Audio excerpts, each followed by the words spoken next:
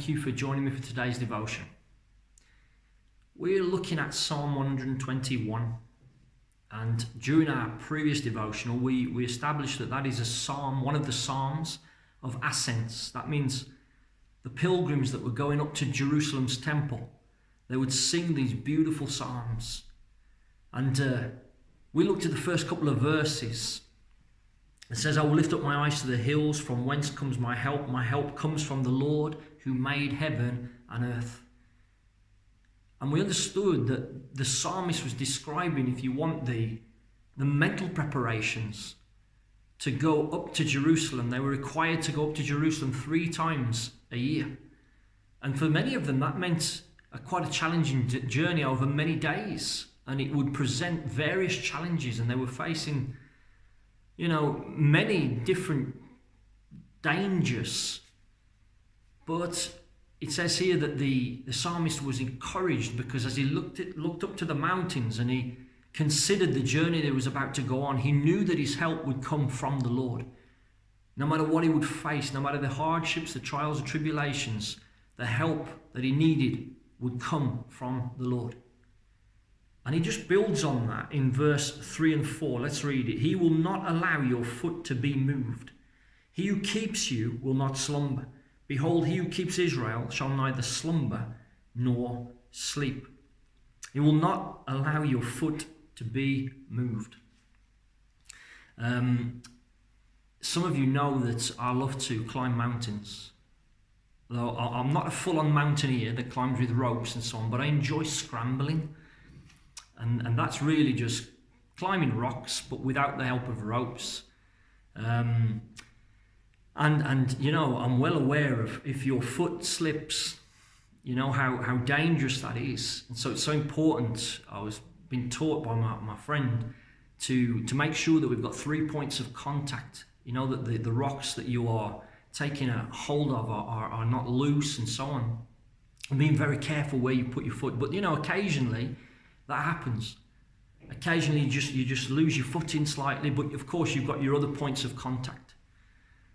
And I'm thinking about how that works out here in the psalm in life. There will be times where, because of the journey that we're on, there will be times where we slip. It's not difficult to slip, but the idea is here that the Lord is ready He's watching over us, He's ready to intervene to help us, and though we may slip, and sometimes it can be painful, but the Lord will not allow us to fall completely. It'll be temporarily. The Lord will sustain us. He will lift us back up. I'm thinking about what the Apostle Paul said. Let me read this to you. This is in 2 Corinthians chapter 4. 2 Corinthians chapter 4, and he says, verse 7, but we have this treasure in earthen vessels, that the excellence of the power may be of God and not of us. We are hard pressed on every side, yet not crushed. We are perplexed, but not in despair.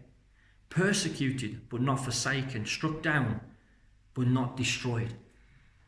And so you can see, it isn't that we're promised that we won't go through any difficulties or hardships. It's not that the journey will not present those challenges.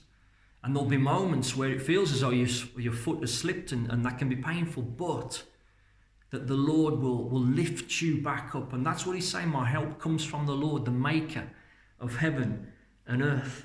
He goes back into the psalm, he says, he who keeps you will not slumber. An interesting word here, to keep, it carries a military connotation in the original language, and it's the idea of a sentry.